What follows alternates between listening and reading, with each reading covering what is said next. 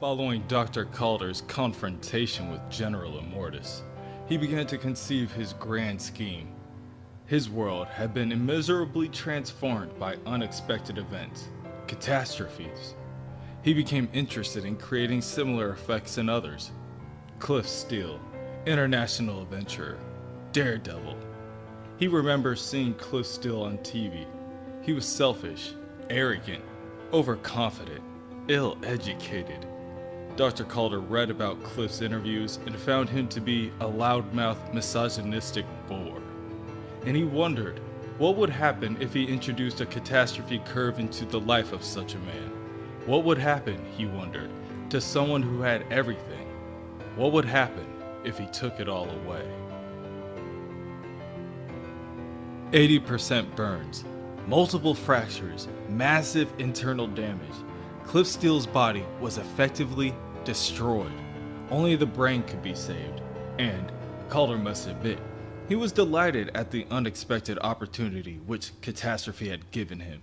Cliff's misfortune gave Dr. Calder the spur to build a robotic body to house his brain.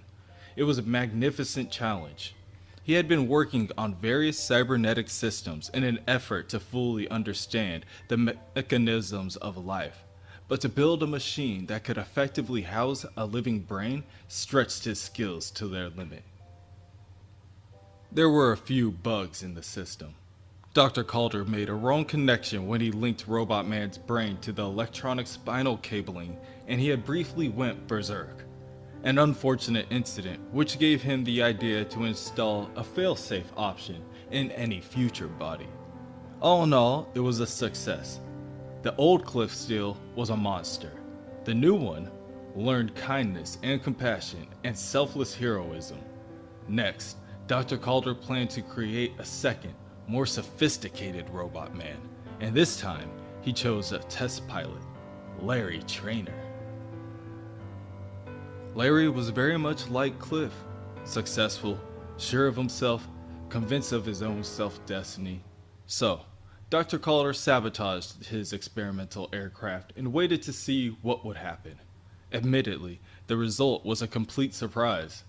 The negative energy creature that invaded Larry's body represented the unforeseen manifestation of the catastrophe curve, an unpredictable random event that changed everything. Trainer was clearly no candidate for a cybernetic body. He had, however, become something equally strange and unexpected. There were others, of course. They simply died in mysterious circumstances. Dr. Calder's final test subject was a spoiled Hollywood starlet named Rita Farr. If he is being honest, he is not sure why he chose her. He needed a female test subject, yes, but perhaps he just wanted to see a fabulous gilded creature brought low. Impotent in his wheelchair, he felt the need to exert control over women. This time, the effect was rather amusing. Rita had a nervous breakdown, which effectively ended her career as an actress. Dr. Calder contrived means by which to bring all of them together, as if by accident, and, as we all know, they became the Doom Patrol. The various devices and needles continued to prod and poke at Robot Man's exposed brain. Dr. Calder remains unfazed as he monologues to his so-called friend. The Doom Patrol has become something amazing. All of these once larger-than-life people learned what it meant to live without beauty, and privilege, and money. They learned that the truly important qualities come from within and have no relation to physical beauty. Becoming freakish, they became human and humane. That is the Doom Patrol. Perhaps it is because of his own misfortune.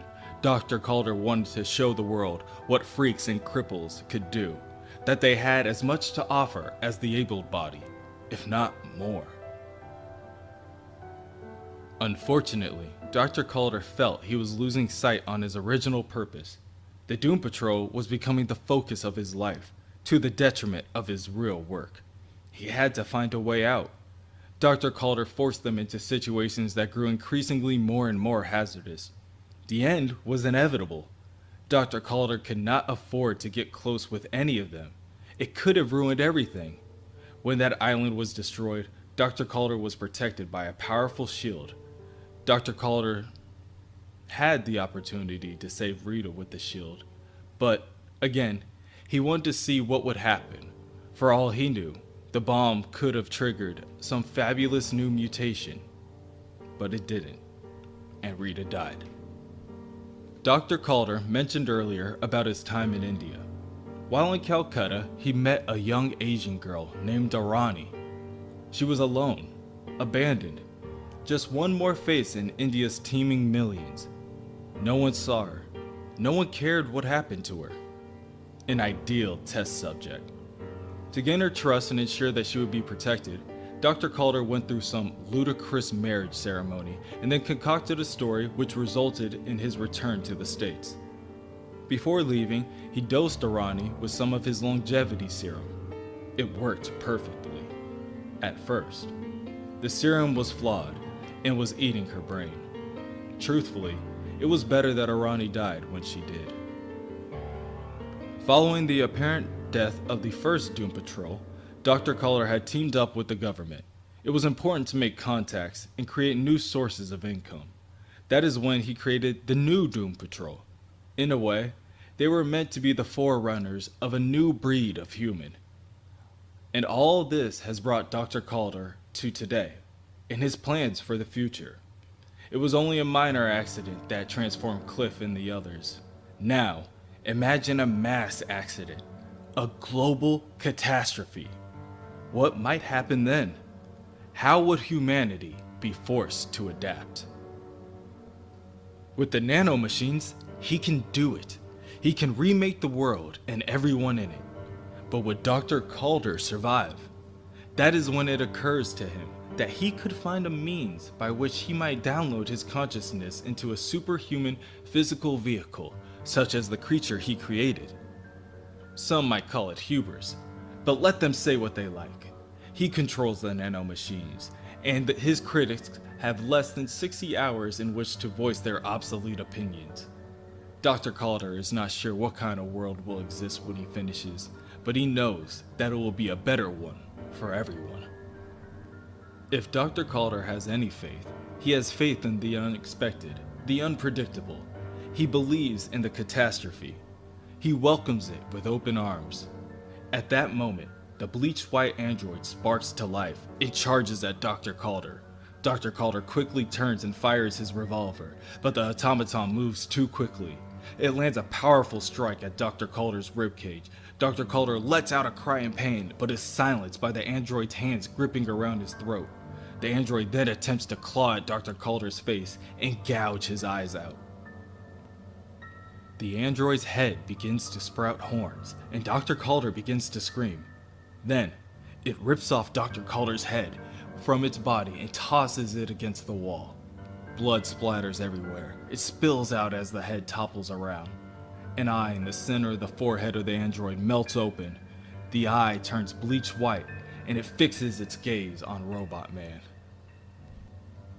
Candles sprout from its skull as it approaches Robot Man. It recognizes him as one of the members of the Doom Patrol and tells Robot Man that he might be a danger to it while it's still in its intermediate stage of physical manifestation. But, luckily for it, Robot Man can't move, can he? No matter what it does.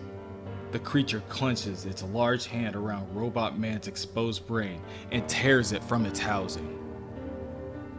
The creature raises Robot Man's brain above its head and bellows that it's been such a long time. It's had so much time to think about what it's going to do to the world. It rips Robot Man's brain into shreds and stomps on the remains. The candles atop the creature's head light a flame, and its wings sprout from its back. The creature raises its claw to the sky and calls out his name. He is the Candle King. He is the Candlemaker.